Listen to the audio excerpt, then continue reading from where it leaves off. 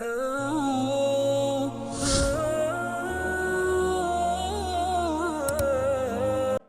pembahagian harta pusaka mempunyai dua jenis. Dua jenis pembahagian. Pembahagian secara fardu. Secara fardu ini adalah perkara ataupun jenis yang telah ditetapkan oleh syariat, oleh Allah Subhanahu Wa Taala di dalam ayat-ayat pusaka itu. Maka dinamakan sebagai al-fard, ashabul furud.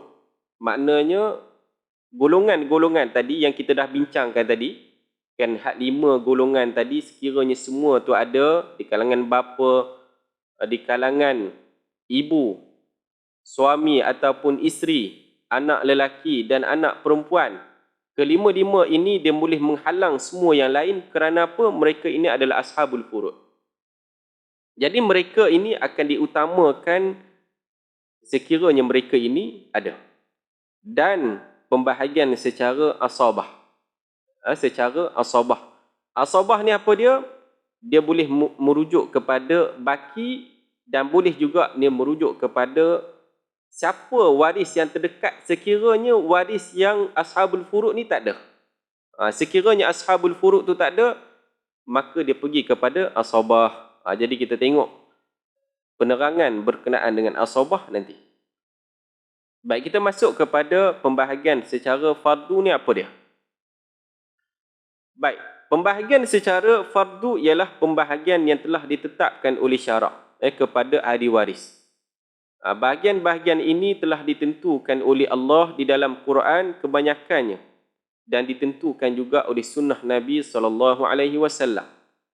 Jadi ashabul fard ataupun ashabul furud telah ditetapkan di dalam Al-Quran dan hadis, yang mana ia adalah waris yang qat'i, yang mana mereka ini tidak boleh dinafikan hak mereka. Adakah ada ijtihad yang menafikan mereka ini? Tak boleh. Maknanya kalau menafikan salah seorang daripada ashabul furud itu, maknanya mengambil harta mereka ini dengan cara yang haram.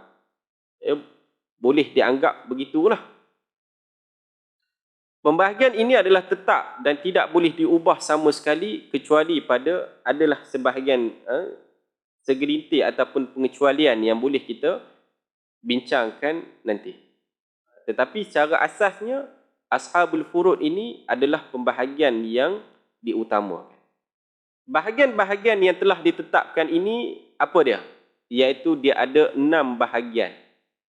Ada keadaan yang dapat 1/2.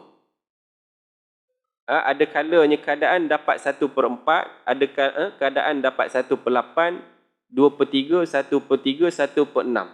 Makna ini yang telah ditetapkan di dalam Quran dan hadis Nabi berkenaan dengan kadar yang boleh didapati kepada siapa? Kepada ahli waris. Ini nanti kita akan buat sedikit latihan nanti. Kita akan pancarkan sikit jadual-jadual, berapa jadual tentang kes-kes siapakah yang berhak dan berapakah kadar yang ahli-ahli waris ni dapat. Siapakah ahli-ahli waris ashabul furud ini? Semua ahli waris daripada kalangan perempuan yang mewarisi harta secara fardu, kecuali puan yang membebaskan hamba. Manakala daripada kalangan lelaki pula, hanya suami, bapa, datuk sebelah bapa dan saudara lelaki si ibu sahaja yang mewarisi secara fardu. Ini ya, apabila ashabul furud ini, kenapa dia dinyatakan, individu-individu dinyatakan? Kerana dia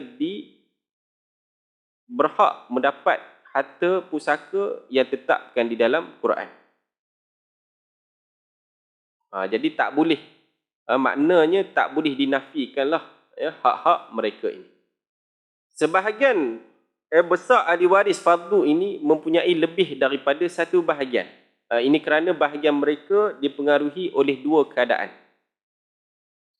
Makna nak kata mereka ini kadang-kala mendapat hak yang lebih daripada satu bahagian. Contohnya apa? Kewujudan ahli waris yang lain.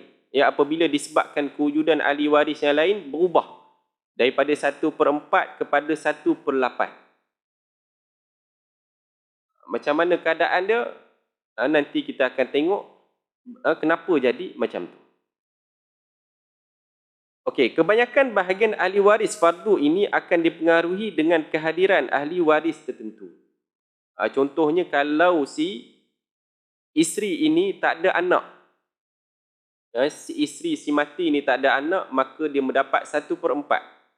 Tetapi apabila dia ada anak, maka dia akan bertukar menjadi 1/8. Sebab kalau 1/4, maka menyebabkan bahagian kepada anak dia itu akan mendapat sedikit. Jadi dengan sebab itu, dikurangkan lagi bahagian dia kerana nak mengisi kepada ahli waris fardu yang lain sekiranya wujud. Kalau tak wujud, dia kekal lah begitu. Contohnya apa? Contohnya, bahagian suami akan dipengaruhi oleh anak kepada si mati. Iaitu suami akan dapat daripada isteri dia berapa? 1/2 daripada harta isteri jika si mati tiada anak. Jadi bila suami ni tadi, bila kematian isteri, maka suami dia akan dapat 1/2 sekiranya pasangan ni tak ada anak. Jadi bila dia tak ada anak, dia akan dapat 1/2.